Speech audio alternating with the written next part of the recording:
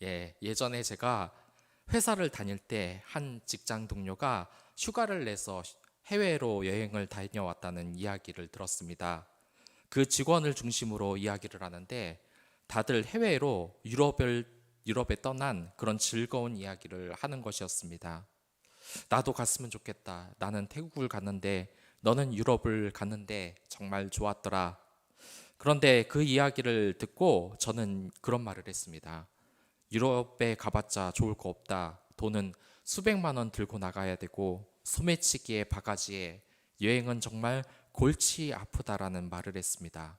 제가 눈치 없이 좀 분위기 깨는 말을 한 거죠. 그랬더니 그 직장 동료가 너무 심각하게 생각하는 것이다. 여행을 많이 다녀보지 않았기 때문에 너무 부정적인 말만 하는 것이다 라고 했습니다. 김정은 교수가 한 말인데 예전에 유명한 광고가 있었습니다. 열심히 일한 당신 떠나라. 이 말이 정말 유행했을 때가 있었습니다. 그런데 사람들에게 문제가 생겼습니다. 이 떠나가긴 떠나가야 되는데 대체 어디로 가라는 말입니까? 여행을 가면 좋지. 그런데 차도 막히고 돈도 많이 들고 피곤하고 떠나도 별것 없네. 귀찮아. 이것을 그 교수님은 학습화된 무기력이라고 했습니다. 예전에는 이 동물을 학대하는 하나의 실험을 했다고 합니다. 개를 도망치지 못하게 장치를 걸어놓고 전기 충격을 가합니다. 그러자 이 개는 도망치려고 발버둥을 칩니다. 소리를 지릅니다. 그러나 이런 충격을 계속해서 받게 되면은 나중에 이 개가 참고 이것을 견디려고 합니다. 그리고 나중에는 어떻게 되는지 아십니까? 이 개를 풀어줘도 도망을 가지 않습니다. 여러분들 이런 비슷한 이야기 많이 들어보셨죠? 코끼리를 묶어두면 처음에는 도망을 가려고 발버둥을 치지만 나중에는 포기하게 된다. 그리고 이제 줄을 풀어줘서 코끼리는 도망갈 생각을 하지 않는다. 왜냐하면 이 코끼리는 지금 자기가 줄에 묶여져 있다는 사실을 학습했기 때문에 학습된 무기력이 생겨버린 것이죠. 이 개와 코끼리는 지금 우리와 같은 것입니다. 참고 인내했으니 우리가 여기까지 살아온 것이죠. 하지만 문제가 발생합니다. 이 사회에서 우리들이 인내하는 것은 배웠지만 이것이 줄을 풀어줘도 여행도 갈 수 없는 학습된 무기력을 우리가 배운 것입니다. 이 무기력한 아버지들은 한 자리에 모이면 독수리 오형제가 된다고 합니다. 이 독수리 오형제가 뭐냐면 이들은 지구를 지킵니다. 이 남자들 역시 모이면 지구를 지키기 시작합니다. 이번 대통령이 어떻고 일본이 어떻고 대북 관계 트럼프 바이든 대통령이 어떤 사람이다. 경제 개혁을 해야 된다. 우리나라가 썩어 빠졌다. 우리나라 지키는 이야기를 정말 열심히 합니다. 하지만 이것은 정말 과잉된 것입니다. 어쩌면 우리에게 가장 중요한 것은 대통령이 무슨 말을 했고 경제 정책과 세계 정치가 중요한 것이 아니라 우리의 가정이 중요한 것입니다. 그런데 이들은 자신의 삶과 가정에는 너무 무력합니다. 내 삶의 구체적인 행복에 관심이 없기 때문입니다. 그리고 나와 직접적인 상관이 없는 우주의 침략자 싸움에는 너무나 용감하다는 것이죠. 물론 정치에 대해 관심도 가져야 됩니다. 하지만 직접적인 나의 가정은 지금 구해줘 홈즈를 외치고 있는 것입니다. 지금 내가 불행한 원인은 누구는 정부 탓과 대통령 탓을 하기도 합니다. 그 말이 꼭 틀리다고 할 수는 없지만 지금 내 불행의 원인은 우리 가정이 원인이 되는 경우가 많습니다. 제가 아는 사업에서 실패하는 사람들의 공통점이 있습니다. 이들은 정작 자신의 사업을 살피지 않아서 실패를 합니다. 가령 땅에 투자를 했는데 자신이 그 땅이 어떤 땅인지 모르고 그냥 지인의 이야기를 듣고 맡기는 겁니다. 가게도 마찬가지입니다. 자신이 매점을 열어놓고 몽땅 직원에게 맡기고 자신은 매장에 신경을 쓰지 않습니다. 이것이 가정에서도 마찬가지로 나타나는 문제점입니다. 가정에 무슨 문제가 생겼다. 그것은 대통령 탓도 아니고 아내 탓도 아니고 남편 탓도 아니고 자녀 탓도 아니고 바로 내 책임인 것입니다. 자신이 가정에 적극적으로 관심을 가지지 않았기 때문에 문제가 생기는 것입니다. 여담으로 교수님이 이야기했지만 이 독수리 오형제도 틀린 말이라고 합니다. 5명 중에 여자가 하나 있어서 결국 남매가 되는 거고, 독수리는 리더 1명이고 나머지는 콜돌, 붕어, 부엉이, 백조 등으로 조류 5남매가 맞는 말이죠. 아무튼 오늘의 이야기는 바로 우리의 가정을 구하는 첫 번째 시간으로 어린이 주일을 맞이하게 됐습니다. 그래서 자녀들에 대한 이야기를 해보려고 합니다. 저는 이 삼형제 중에 둘째인데 사실 형제라고 해도 잘 공감이 되지는 않았습니다. 사실 싸우기도 워낙에 많이 싸웠고 형제가 아니라 원수라고 생각했던 것이 사실입니다. 문제는 저희 셋 모두 개성이 다들 강했기 때문에 하나로 뭉치기가 너무 어려웠고 서로 싸우는 경우가 워낙에 많았습니다. 어느 날 동생이 미웠던 저는 동네 친구가 미운 짓을 하는 제 동생을 때리는 장면을 봤습니다. 그런데 그날 거의 방사적이었어요. 나도 모르게 소리를 지르면서 그 친구를 때려서 넘어뜨렸습니다. 내 동생을 때린 것에 대해 화가 났던 것이죠. 그런데 저는 제 행동에 대해서 그때 사실 너무나 놀라웠습니다. 왜냐하면 내 동생을 동생으로 전혀 생각을 하지 않고 형제로도 생각하지 않고 좋아한다고 생각한 적도 없기 때문입니다. 그런데 막상 동생이 맞는 모습을 보니까 동생을 지켜야겠다는 생각이 들었습니다. 결국 이러한 것이 형제구나. 이러한 형제에는 우리의 고전에서도 너무 많이 나옵니다. 헤르만 헤세의 뒤형제 이야기, 라이트 형제, 흥부와 놀부, 위좋은 형제 등 수도 없이 많습니다. 이 형제 자매라는 것은 이러한 것입니다. 서로가 다르더라도 형제는 형제인 것입니다. 그러나 현실을 사면서 여러분들은 자녀들이 사이가 좋지 않다는 것을 잘 알 겁니다. 제가 아는 직장 동료만 하더라도 2명의 딸이 있는데 벌써 하는 말들이 그런 것이었습니다. 언니가 동생보다 머리가 나쁘고 센스가 부족하다. 늘 동생과 비교하는 얘기뿐이었습니다. 이미 부모들이 아이들을 하나의 인격체가 아니라 비교의 대상으로 놓고 저울질을 하는 것입니다. 그리고 형제들과 자매들 사이에서도 이 갈등도 정말 심각한 사회 문제가 됐습니다. 부모의 이러한 차별은 분명히 비판받아야 마땅한 것입니다. 그러나 이러한 부모의 걱정이 이제 현실로 나타나는 세상이 됐습니다. 이것을 그냥 지나치기 힘들 때문에 많은 부모님들이 머리가 좋지 않거나 학습 능력이 뒤떨어진 이러한 아이들을 자꾸 닥달하고 야단치고 올라올 것을 강요를 한다는 겁니다. 이 일본에서 출간된 유명한 책이 있습니다. 나는 형제를 모른 척 할 수 있을까라는 제목인데요. 여기에서 형제 리스크라는 말이 나옵니다. 이것은 형제가 모두 잘 되면 이러한 일이 없겠지만 경제가 날로 어려워지고 결혼도 안 하는 시대가 오니 이제 능력이 뛰어난 형제가 능력이 떨어지는 형제를 보살펴야 하는 그런 난처한 경우가 생기게 되는 것입니다. 이것이 바로 형제 리스크라는 것입니다. 이 형제 리스크에 4가지 유형이 나타납니다. 먼저 돈도 없고 마음도 없는 경우입니다. 내 앞가림도 못하는데 형제까지 돌볼 수 없는 것입니다. 두 형제는 서로 치고받고 싸우거나 아예 모른 척하는 것입니다. 그리고 2번째는 돈도 있고 마음도 있는 경우입니다. 이상적인 경우로 형제의 일을 내 일처럼 생각을 하는 것입니다. 3번째로 돈은 있지만 돕고 싶지 않은 경우입니다. 우애가 원래 좋지 않았거나 나중에 결혼해서 상속 문제로 싸우는 경우가 이러한 경우입니다. 그리고 4번째가 돈은 없지만 서로를 돕는 유형입니다.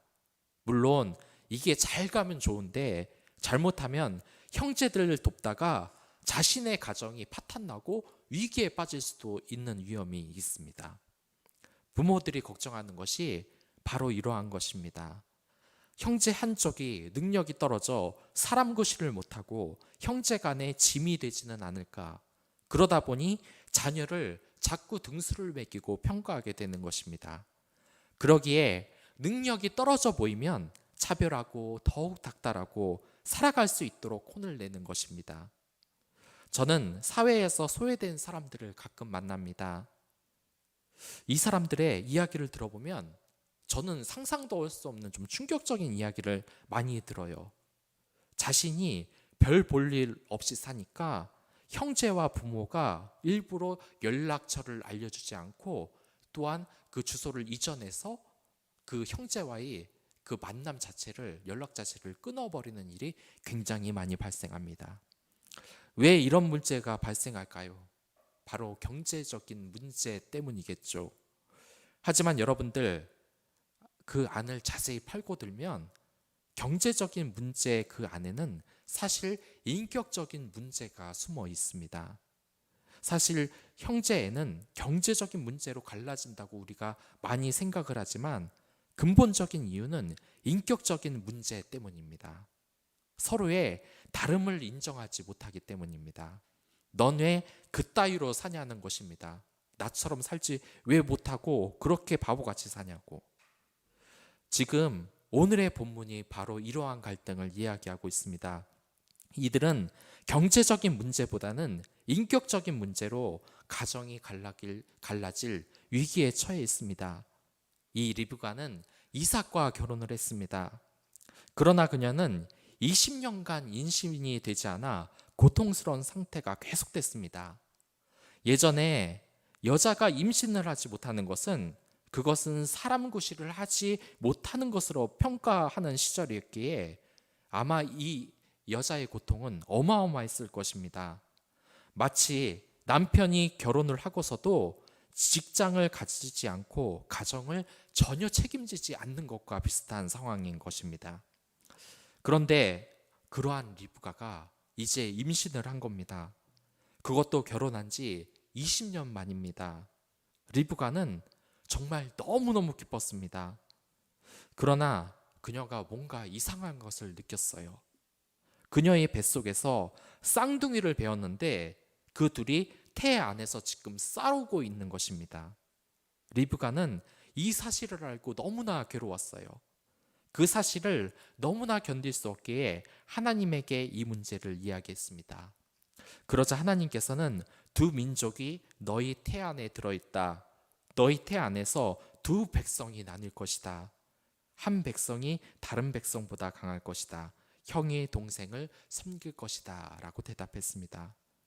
그리고 그 아이들이 태어났는데 첫째는 살결이 붉은 데다가 온몸이 털투성이어서 이름을 에서라고 지었습니다.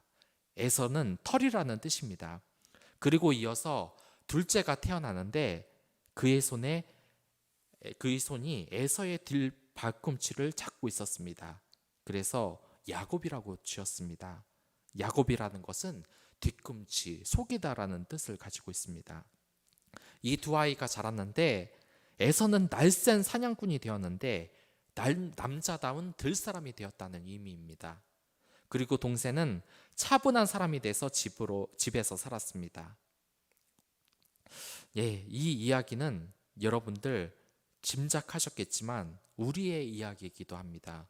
형제와 자매와 남매로 자라신 분들은 이 형제 간의 갈등을 안 겪어 보신 분들이 없을 겁니다. 교회의 공동체에서는 남자를 형제님이라고 부르고 여자를 자매님이라고 부릅니다.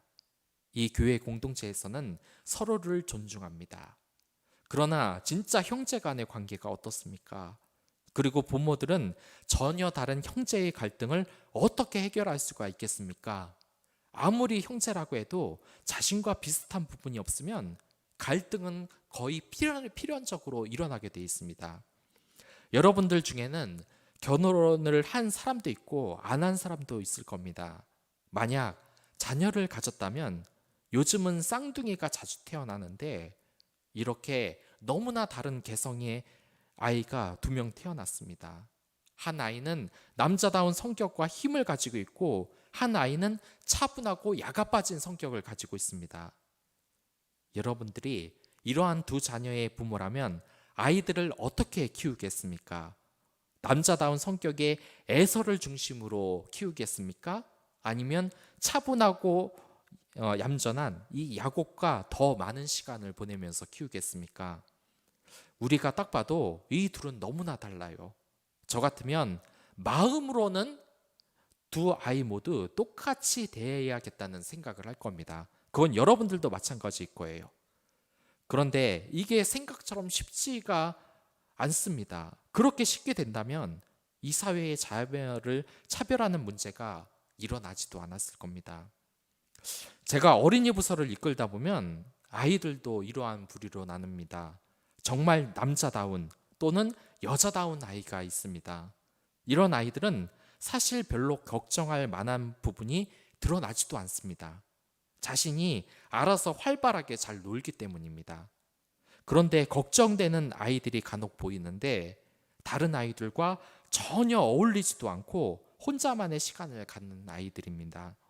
저만 그렇게 생각하는 것이 아니라 모든 선생님들이 대부분 얌전하고 말이 없고 친구들과 놀지 않은 내향적인 아이들을 고민을 하기 마련입니다.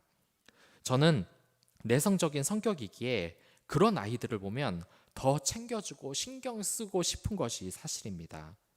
그러나 일단 어린이 부서를 이끌다 보면 활발하고 사내다운 남자아이나 여성스럽고 활발한 여자아이 위주로 진행이 되는 것이 사실입니다.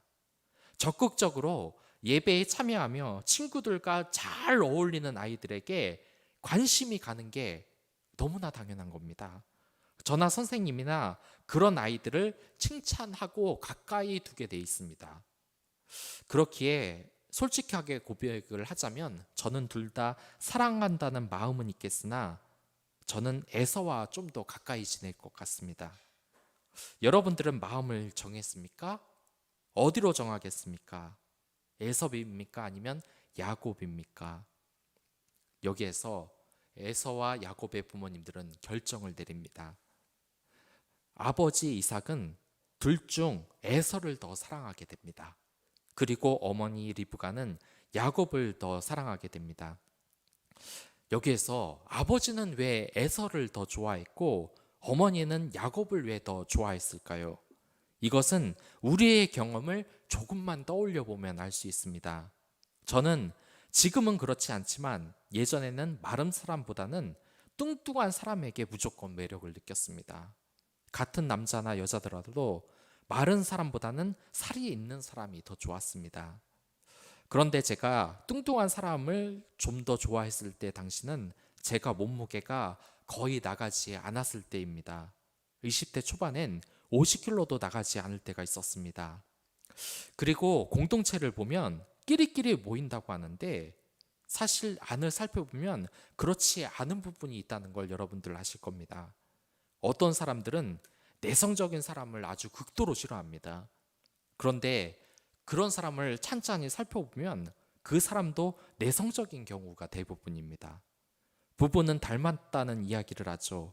그러나 연애 초기의 모습을 보면 부부가 굉장히 다른 사람이었다는 것이 대부분입니다. 남편이 얌전하다면 아내는 활발하거나 하는 경우죠. 전혀 달랐는데 살다 보니 비슷해지는 겁니다. 그래서 닮았다는 이야기를 하기도 합니다. 이 사람의 심리를 보면 자신에게 없는 부족한 부분을 다른 사람에게 찾으라는 경향이 있습니다. 아버지 이삭이 그랬습니다. 여러분들 자신이 사막에서 만약 우물을 발견했습니다. 그것을 가지고 시비를 걸면서 누군가가 자기의 우물이라고 우기면 여러분들 어떻게 하시겠습니까? 그들과 싸워서라도 이 우물을 지키겠습니까? 아니면 싸움을 피해서 그냥 우물을 양보를 하시겠습니까? 두 부류로 나오겠죠.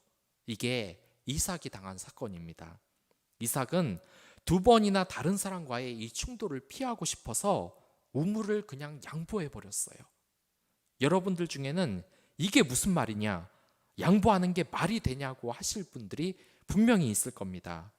이 이삭이 너무나 멍청하고 이해가 안 되는 분들이 있을 겁니다.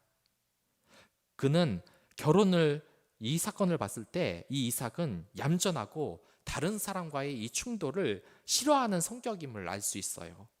그는 결혼을 했을 때도 이 종이 데려오는 여자를 기다려서 결혼하는 것으로 보아 내성적인 사람인 것을 알 수 있습니다. 이렇게 내성적인 사람들의 특징이 있는데 외향적인 사람을 좋아한다는 겁니다. 이삭이 에서를 좋아하는 이유가 이런 것입니다. 에서는 들의 남자라고 하는데 이것을 원어로 보면 사내다운 남자를 뜻합니다. 야성적이고 활발한 그 성격이 이삭에게 맞았던 겁니다. 그리고 어머니 리브가는 결단력이 강하고 활동적인 성격을 가지고 있습니다. 그녀는 많은 낙타에 물을 주는 문제도 쉽게 추진력 있게 해결을 했고 결혼할 것을 결심하자마자 부모의 곁을 떠나는 결정을 했습니다. 이 활동적인 리브가는 자신에게 없는 조용함을 가지고 있는 이 야곱이 더 눈에 띄었을 겁니다. 더군다나 야곱이 집에 오래 있었기 때문에 더욱더 정을 느낀 것입니다. 여기에서 이 두 자녀의 다툼이 예고되고 있습니다. 한쪽은 아버지의 사랑을 받고 한쪽은 어머니의 사랑을 받고 성격 자체가 틀리다 보니 이들이 싸울 수밖에 없는 겁니다. 그러면 여러분들, 하나님의 뜻은 무엇이겠습니까? 이 둘이 서로 다르니 싸우기를 바라고 태어나게 했을까요? 아닙니다. 이 하나님께서는 이 둘이 서로 돕는 형제이기를 지금 바라고 있습니다. 이 블록이라는 것은 서로 다른 모양일 때만 의미가 있는 것입니다. 다른 모양의 블록으로는 어떠한 건축물이나 물건도 만들 수 없습니다. 이것이 바로 교회의 모습입니다. 서로 다른 모양의 블록들이 몸을 이루는 것입니다. 그리고 23절을 보면 하나님은 이 둘을 큰 민족으로 세울 뜻을 보이셨습니다. 또한 그들이 형제의 민족이 되어 출애굽 이후에 나라를 이룰 때도 서로를 돕기를 바라셨습니다. 그렇기에 하나님은 왜 우리를 이렇게 다른 모습으로 창조를 하셨는지 생각을 해봐야 됩니다. 다름이라는 것은 저주가 아니라 축복인 것입니다. 제가 어느 날 TV를 보니 남녀 토론이 벌어지고 있었습니다. 주제가 여성 할당제에 대한 것이었는데 이 토론이 벌어지자마자 남녀가 서로 적이 되어 분위기가 격렬해지는 것이었습니다. 그러나 분명하게 말하는데 남녀는 서로 돕는 존재로 만들어진 것이지 싸우는 존재로 만들어진 것이 아닙니다. 하나님이 남녀를 지으신 이유는 서로에 대한 다름을 보완하면서 살기 원하셨기 때문입니다. 그런데 일부 미디어나 어떤 잘못된 단체에서 일부러 남녀 간의 갈등을 부추기며 싸움을 붙이고 있습니다. 이것을 이용하려는 악한 세력이 있는 것이죠. 같이 사랑하며 서로에게 부족한 부분을 상대방이 채워주며 살아갈 수 있는 것을 갑자기 남녀 갈등을 조장해서 남녀가 서로 적이 되게 만드는 것입니다. 하나님께서는 혼자 사는 존재를 완벽하게 만드는 경우가 없습니다. 그렇기 때문에 아담이 혼자 있을 때 그것을 좋게 보지 않았습니다. 그리고 가정을 이루게 하기 위해 형제를 주신 것입니다. 형제 또한 그 역할을 똑같이는 안 주십니다. 아담의 아들 가인은 곡물을 재배했고 둘째 아벨은 양을 치는 목자였던 것입니다. 우리가 가정 공동체에서 다름을 배우는 것은 정말 중요한 것입니다. 왜냐하면 가정에서 다름을 선물로 여기는 것은 이제 사회 공동체에서, 국가 공동체에서, 그리고 이를 포함하는 교회 공동체에서 가장 중요한 것을 배우기 때문입니다. 바우만은 이런 말을 했습니다. 현대의 문명은 독창성과 나아가 다르게 생각하는 용기가 필요하다고 말이죠. 그러나 우리 사회에서 지금 창의적인 생각을 하기 쉬울까요? 이제 사회적인 통신망이 발달했기 때문에 나와 마음이 맞는 사람들은 정말 쉽게 찾을 수 있습니다. 굳이 나와 생각이 다른 사람들과 힘들게 관계를 만들 필요가 없어졌습니다. 그러나 이 세상이 발전시키는 새로운 생각이나 창의성은 서로 다른 기술이나 흥미를 가진 사람이 같이 있을 때 풍성해집니다. 그는 부부관계를 예로 들었는데, 결혼한 부부는 나무에 물을 주듯 꾸준히 관계를 가꾸어 갑니다. 많은 갈등과 다툼은 서로를 알아가며 새로운 가정을 꾸미는 밑거름이 되는 것입니다. 그러나 쉽게 헤어지는 이들은 이러한 경험을 하기 어렵습니다. 사람들은 비슷한 부류끼리 어울리려고 합니다. 하지만 정말 위대한 문명은 여러 문화와 민족이 만나고 부딪히면서 하나가 되는 과정에서 싹트였다는 것을 잊어서는 안 되는 것입니다. 고린도 12장을 보면 교회 공동체 역시 다양한 은사를 가진 사람들로 이루어져 있습니다. 어떤 이들은 손과 같은 역할을 하고, 어떤 이들은 발과 같은 역할, 어떤 사람은 귀의 역할을 해야만 온전한 교회가 될 수 있는 것입니다. 서로 다른 사람들이 모이면 갈등이 일어날 수 있지만, 서로 다른 사람들이 서로 이해하고 존중하면 그것은 한 몸을 이루며 엄청난 시너지 효과가 있는 것입니다. 이렇게 교회가 하나 되는 것을 공동체 안에서 방해하는 사람들이 있는데, 바로 그것이 트러블 메이커입니다. 이런 트러블 메이커는 하나의 특징이 있는데, 공동체 사람들에게 싸움을 붙입니다. 아주 어렸을 때부터 트러블 메이커로서 드러나는 사람들이 있습니다. 남자들 같은 경우는 한 친구에게 저 친구하고 싸우면 누가 이기냐고 물어보고, 이긴다고 물어보면 그 해당 친구에게 싸워가서 야, 내가 너 싸워서 이길 수 있대 하면서 고자질을 하고 싸움을 붙이는 경우입니다. 이게 단순한 문제가 아닙니다. 이런 문제가 어른들이 있는 공동체에서도 그대로 나타나기 때문입니다. 교회 공동체에서 안 좋은 소문을 퍼다 나르고 그것을 전하면서 자신이 소식통이며 굉장히 능력 있는 것처럼 행동하며 그 반응을 보며 쾌감을 느끼는 그런 사람들이 있습니다. 그러나 이러한 트러블 메이커는 또 있습니다. 바로 저와 여러분들입니다. 이러한 트러블 메이커는 특징이 있는데 다르다고 하지 않고 틀리다고 하는 겁니다. 특히 이러한 것은 자녀에 대한 차별로 이루어집니다. 아무렇지 않게 형과 동생을 비교해가며 못하는 아이로 인격적으로 무시를 하는 겁니다. 어머니가 불안을 조장하는 경우도 이와 같습니다. 여보, 우리 애들 잘못 키우나 봐. 다른 엄마들은 장난 아니야. 지금 우리가 애가 뒤떨어지고 있어. 이게 자녀에 대한 교육 문제의 최대 원인입니다. 심지어 같은 자녀도 등수로 평가하며 하나님이 무슨 재능이나 은사를 줬는지는 관심도 없고 안 좋은 성적만 가지고 트집을 잡습니다. 또한 이러한 학부모의 특징은 행복하지 않은 자신이 자녀들의 성공을 통해서 자신의 행복을 바란다는 것입니다. 또한 트러블 메이커 남편들도 있습니다. 대표적인 것으로 가정을 전혀 돌보지 않는 독수리 오형제 남편들의 경우인데, 자신이 신경 쓰지 않아도 아이들이 스스로 잘 커야 한다고 생각하는 그런 생각을 가지고 있습니다. 그리고 문제가 일어나면 그 책임을 어머니에게 다 전가합니다. 문제가 일으키면 아내에게 대체 애들을 어떻게 키웠길래 아이가 이 모양이야? 이것은 대단히 좋지 못한 자세입니다. 이것은 하나님이 전혀 봐주지를 않는 죄입니다.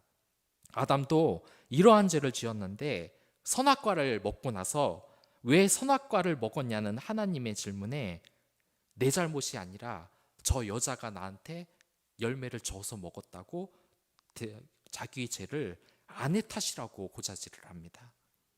하나님은 이 세상의 창조물이 서로 싸우는 것을 원하지 않습니다. 남녀 갈등, 형제 갈등 모두 다 다름을 인정하지 않기에 발생하는 것입니다. 다름은 서로 부족한 부분을 보완하며 하나의 몸을 완성할 수 있는 정말 소중한 선물입니다. 이것을 저지로 여겨서는 안 되는 것입니다. 그렇다면 어떻게 자녀들을 교육시키는 것이 옳을까요? 또한 자녀들을 어떻게 해야 다름을 인정하고 올바른 관계로 나갈 수 있을까요? 그리고 사회 공동체에서는 어떻게 다름을 인정하고 시너지 효과를 내며 크게 성장할 수 있을까요? 하나의 해결책이 있습니다. 제가 어렸을 때 형과 동생과 그렇게 사이가 좋지가 않았습니다. 그런데 형과 잠깐 친해졌던 사건이 있었습니다. 우연히 밤에 고양이 울음소리가 나길래 나가봤더니 아기 고양이가 울고 있었습니다. 보니까 며칠 굶은 것 같았어요. 그 고양이를 불러보니까 저에게 다가와서 끝까지 저를 따라와 집까지 들어오는 것이었습니다.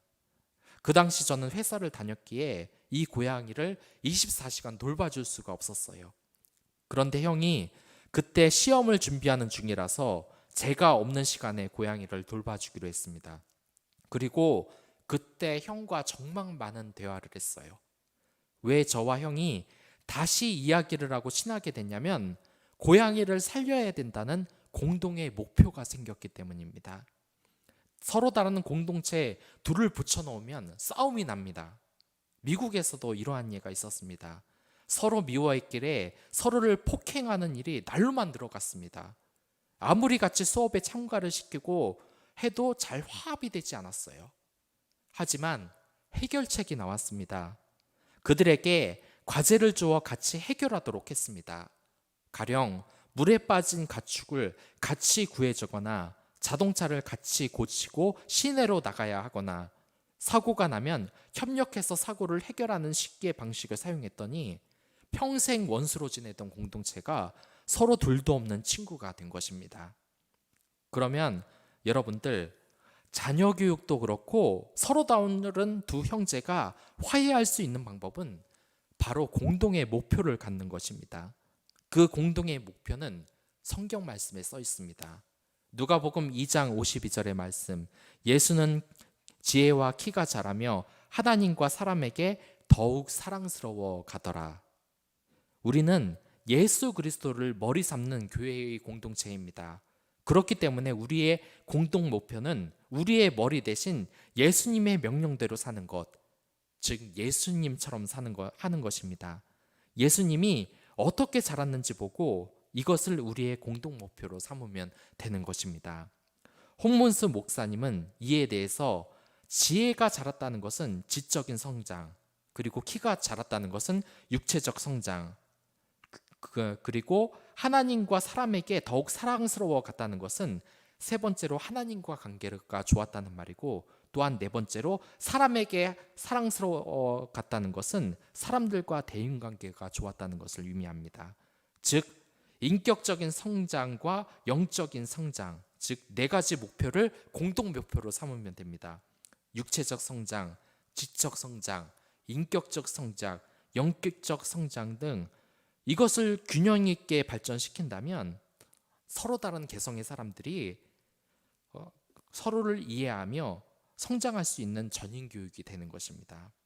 이러한 신성한 사명을 잇고 왜곡된 교육관과 입시 위주, 또한 지식 위주의 교육은 자녀를 불균형하게 만듭니다.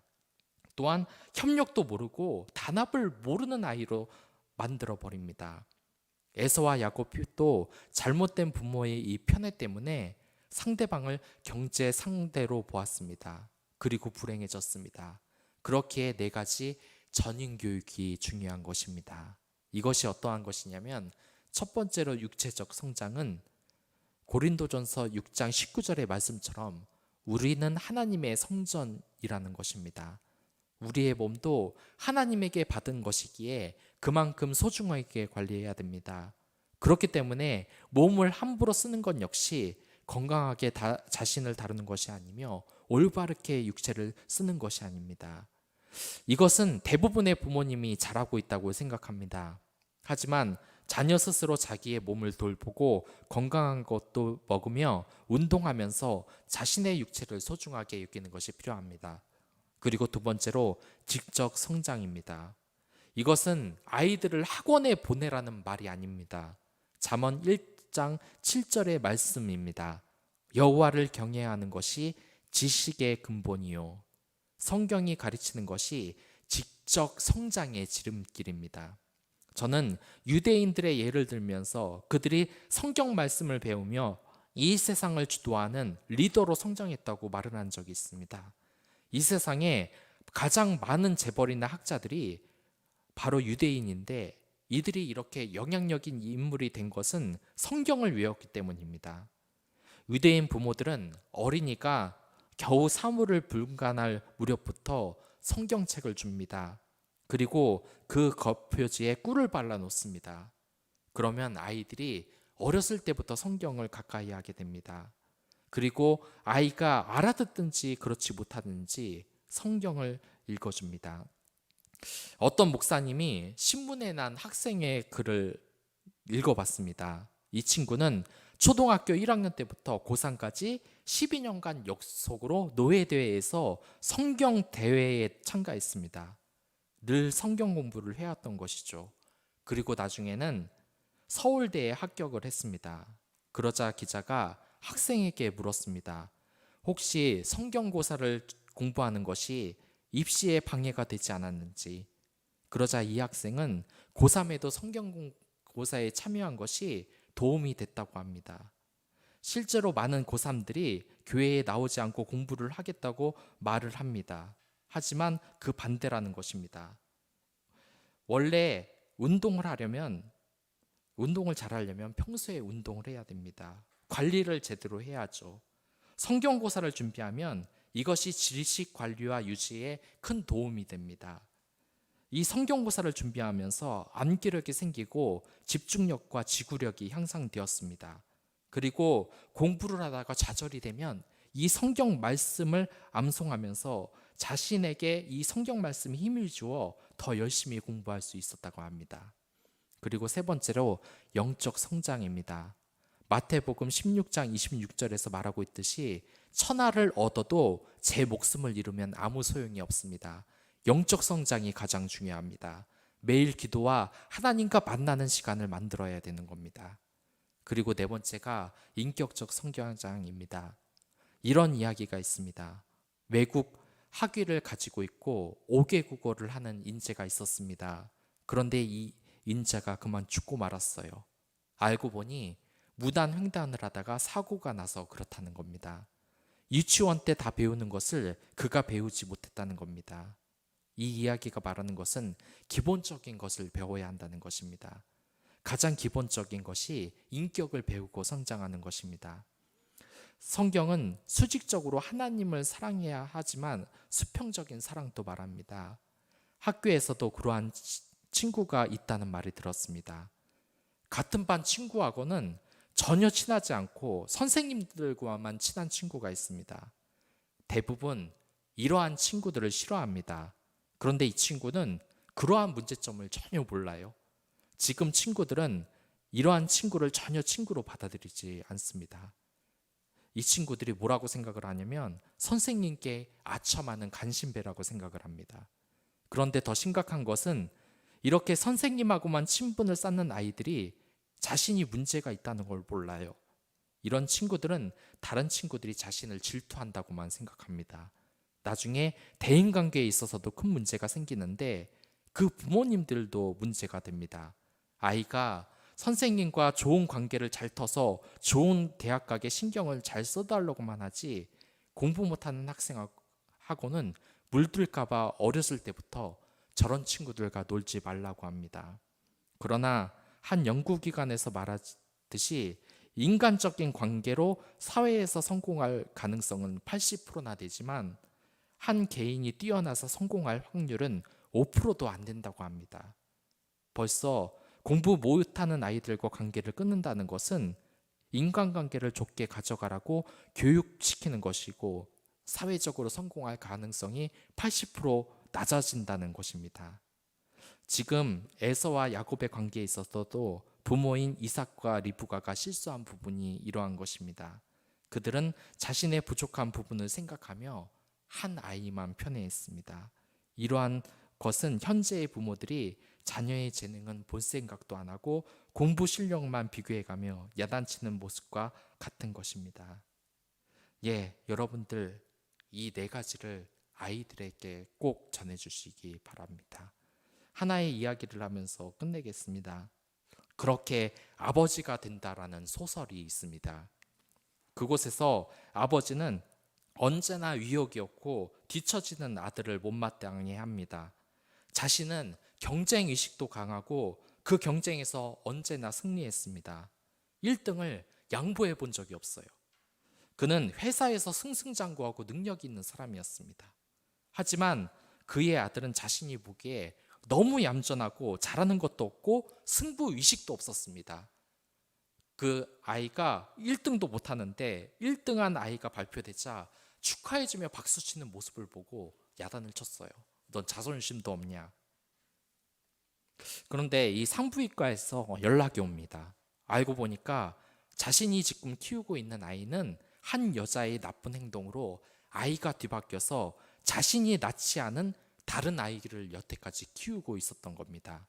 그러니까 지금 키우고 있는 아이가 자신의 핏줄이 섞여 있지 않은 겁니다. 그런데 그 아버지가 첫 마디가 바로 이러한 것이었습니다. 역시 그렇군. 내 유전자를 받지 못해서 그렇게 멍청했던 거군 이라는 뜻이었다는 겁니다. 결국 자신이 키웠던 아기는 원래의 아버지가 있는 가정으로 돌아가고 이 아버지는 나중에서야 이 아이에게 못쓸 짓을 했다는 생각이 들어 그 아들을 찾아가게 되는데 이 아들은 이미 아버지를 피하게 됩니다. 그 아버지가 그 아들을 따라가며 정말 미안하다고 이야기를 하면서 이 영화가 끝이 납니다. 우리는 모두 하나님의 자녀입니다. 서로의 다름을 인정하는 예수님의 인격부터 모두 교육을 시키십시오. 예수님을 닮아가는 아이로 가르치십시오. 공부보다 성경적인 가치관을 먼저 가르치십시오. 그러한 것을 실천하는 어린이 주일이 됐으면 좋겠습니다. 다 같이 기도하겠습니다.